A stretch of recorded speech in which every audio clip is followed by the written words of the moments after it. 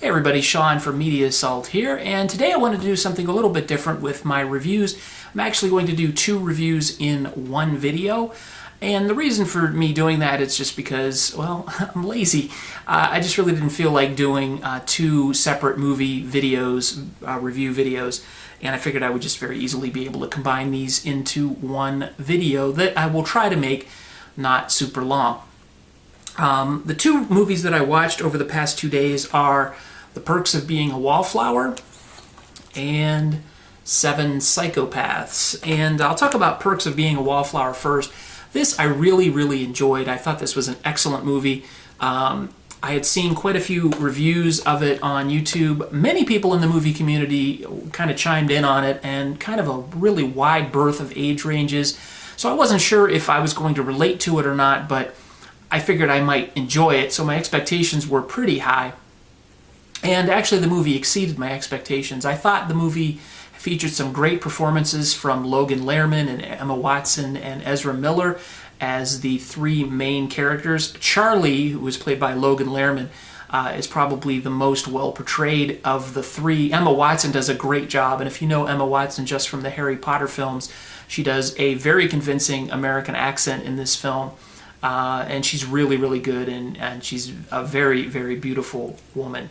The movie takes place in Pittsburgh, and it takes place, I believe it's in the 90s. It seems to be in the early 90s or late 80s. But the film sort of has this timeless quality to it because, like I said, I couldn't really pinpoint exactly where it was.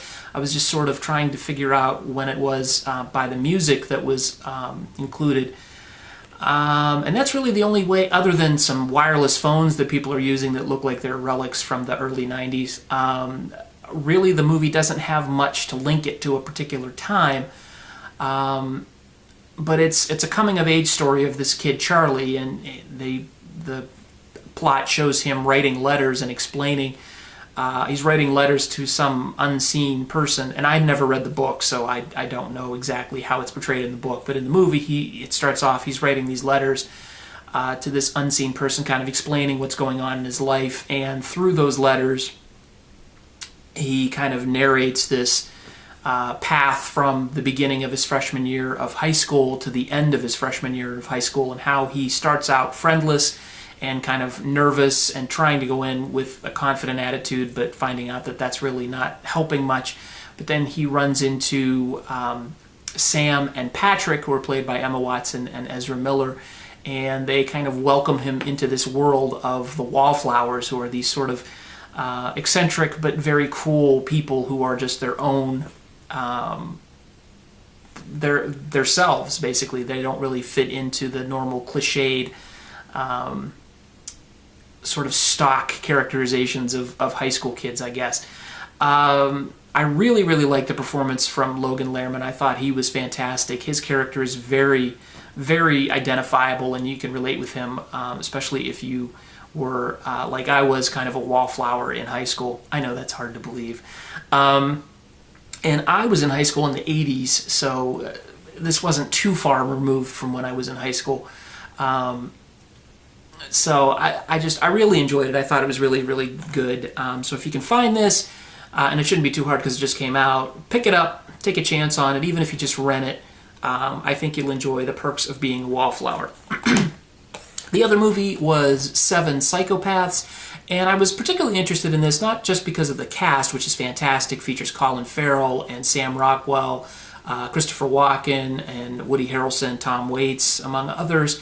It was also written and directed by Martin McDonagh, who did In Bruges, which is one of my favorite comedy films, one of my favorite films of all time. It's just one of those movies that nobody ever thinks of, nobody ever talks about, but it's just really worth seeing. So I just have to put that plug in there. Go out, if you haven't seen it, go out and find In Bruges and check that out. But I was really looking forward to this because it's from the same guy. And while I liked it, I didn't like it as much as In Bruges. It still features the same kind of humor, sort of witty, sharp, intelligent dialogue, but the narrative kind of is all over the place. It's not quite as focused as In Bruges was. It's still funny, it's still a lot of fun, but it's just not quite as good as In Bruges. The plot is really hard to explain, but basically you've got Colin Farrell playing, what is his character's name? His character is Marty. I don't know why I can't remember character names lately. But Marty's trying to write a screenplay, and he's come up with a name called Seven Psychopaths, and he's trying to figure out, he has absolutely nothing written down but the title. And his friend, who is played by Sam Rockwell, Billy, tries to help him out with coming up with different psychopaths for the film, and he really wants to help write this script.